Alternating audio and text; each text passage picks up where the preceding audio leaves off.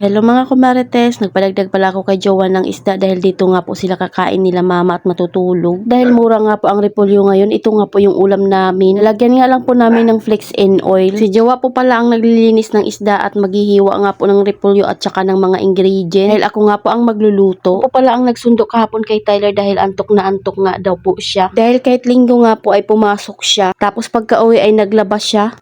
Kaya pinagbigyan ko na nga kumarites na ako na muna ang magsundo. Gano'n naman talaga kumarites sa isang pamilya, kailangan lang talagang tulungan. Makikita naman natin kung pagod na nga yung mga jowa natin kaya kailangan din natin sila tulungan sa mga ginagawa nila. Pagkatapos niya nga pong linisan yung isda, ako nga po ang naglagay ng magic sarap at saka asin. Pero siya pa din nga po ang naghalo. Ayan at tinatawanan niya nga ako dyan kumarites dahil ang bigat nga daw ng ginawa ko.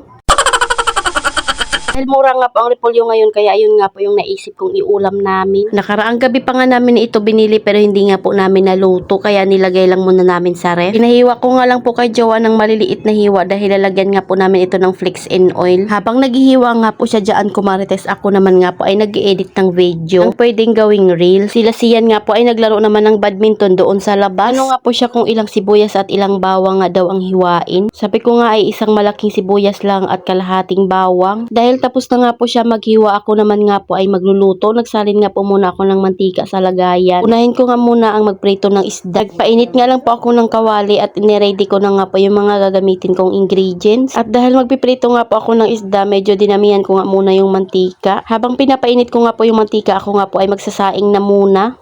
Habang ako nga po ang nandito sa kusina, si Jowa naman nga po ay naliligo na. Sarap talaga sa pakiramdam ko marites pag yung mga partner natin ay naiintindihan yung pagod natin kahit nasa bahay lang tayo. Nagtakal nga po yung sasaingin ko dahil may bahaw pa naman kami.